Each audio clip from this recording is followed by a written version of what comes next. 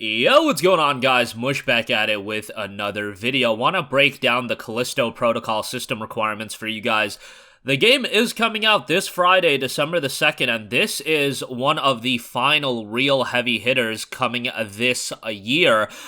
This December 2nd is actually stacked, though, with new games. Not only is the Callisto protocol dropping, but Need for Speed Unbound, which has gotten, no marketing at all. I think that game is gonna bomb from a sales standpoint, but that game, I think, actually looks really good. Who knows? Maybe it'll just get so much buzz the day it comes out, and it'll do well, but nonetheless, I feel like promotion for that game could have been a little bit better, but Need for Speed Unbound, and then also Marvel's Midnight Suns is coming out. That's a new tactical title coming from Firaxis, the guys that brought you XCOM, so yeah, big day ahead on Friday, and that's not even it for the rest of the year. You got Crisis Core Final Fantasy VII Remake, and you've got The Witcher 3 Wild Hunt Upgrade coming out for the rest of the year, and some other titles are dropping as well. But the Callisto Protocol is the next game that I am really looking forward to, and this Friday, that is the game that I'm going to be spending the majority of my time with. It is the latest survival horror action game, the big budget survival horror action game that's being touted as a next generation one, although it is a cross-gen game on PS4, PS5, Xbox One, Xbox Series, PC. And it is being done by the director of the original Dead Space as well, and Dead Space is getting a remake. Game looks fantastic. I feel like from an atmosphere standpoint, a gameplay standpoint, a visual standpoint, all of those elements look really, really strong, and if you're a fan of survival horror action titles, this is one you should absolutely have on your radar. But let's break down the system requirements, and then we'll talk more about the game. Okay, so minimum requirements. On the CPU side of things, you're looking at an Intel Core i5-8400 or an AMD Ryzen 5 2600. So, mid-line CPUs there, 8 gigabytes of RAM, a GTX 1060 or an AMD Radeon RX 580. So, relatively lower end, all things considered. I mean, the 1060 is a GPU that some of my boys are actually still rocking, but, yeah, at this point, older GPU. Recommended, you're looking at a Core i7-8700 or an AMD Ryzen 5 3600, 16 gigabytes of RAM recommended, and a GTX 1070 or an RX 5700 for recommended GPU. Guys, a GTX 1070 being recommended for this game, I don't know. I feel like we can use a little bit more information because a 1070 running this game at, let's say, 1440p maxed out 60 frames per second, that sounds a little bit pushing it to me, but we'll see how it turns out. Maybe that's for 1080p ultra settings at 60 FPS, but even that, a 1070 is quite a few generations old at this point, so if a 1070 can push this game at really high settings and really high high settings and high frame rates, that would be a very good thing in my opinion, because I think visually, based on what we've seen, the game has looked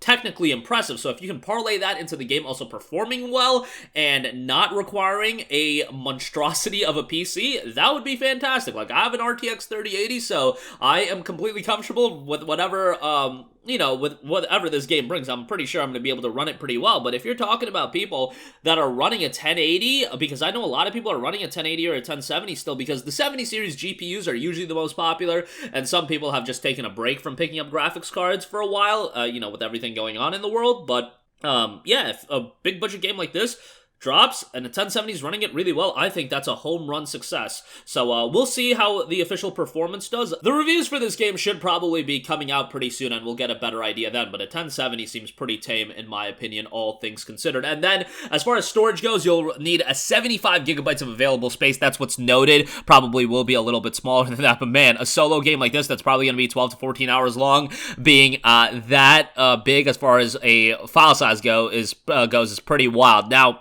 as far as price point, the game is $60 on PC. It will be $70 on PlayStation 5 and Xbox Series, so you're saving a little bit. The current gen versions, or I should say the last gen versions at this point, PS4, Xbox One, those will be $60 as well. And right now, from what I can see, no other e-tailers are selling the game. Maybe that'll change once the game actually drops, but yeah, Steam is going to be the only way to pick it up, at least if you're pre-ordering the game. We'll see, again, if that changes come launch day. So $60 for the base game, and then there is a Digital Deluxe Edition. The Digital Deluxe Edition notes, Jupiter's Dead Moon isn't finished with you yet. Enhance your experience with the Callisto Protocol Season Pass available with the purchase of the Callisto Protocol Digital Deluxe Edition. The Season Pass will include Outer Way Skin Collection, the Contagion Bundle, the Riot Bundle, and Story DLC dig deeper into the horrifying secrets of the Callisto Protocol. What exactly that'll entail, we don't know, but that'll be probably coming sometime in 2023.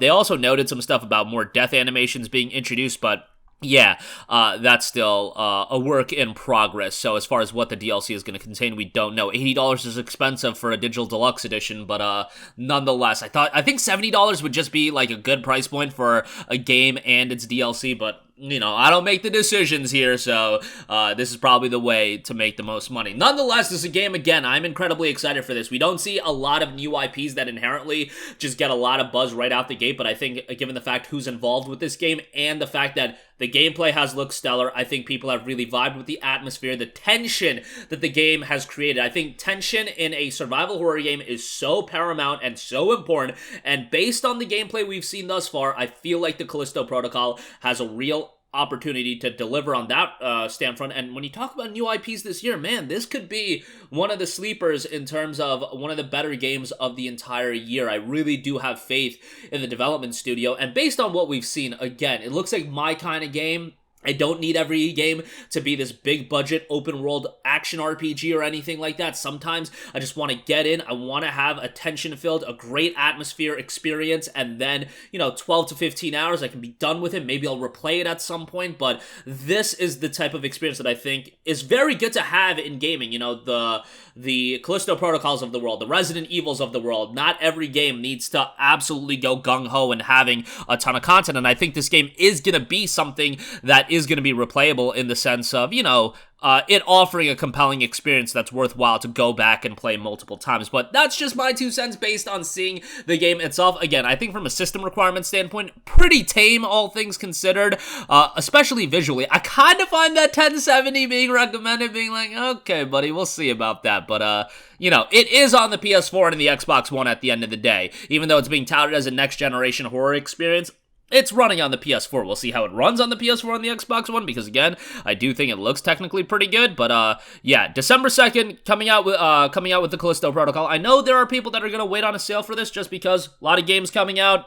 You know, it's competing with Need for Speed Unbound and Marvel's Midnight Suns, so that's already going to be a little bit of an undertaking, but I think this is the one that most people are excited for. Marvel's Midnight Suns has kind of gone under the radar, although the reviews of that have looked really solid, and then, what's it called? Need for Speed Unbound. I just feel like marketing for that game hasn't been there. Whereas the Callisto Protocol, I feel like the marketing has been there and the buzz is there. But that'll do it for me. Let me know all your thoughts in the comment section down below. As always, guys, thanks for watching, and I will catch you guys in the next one. Peace out.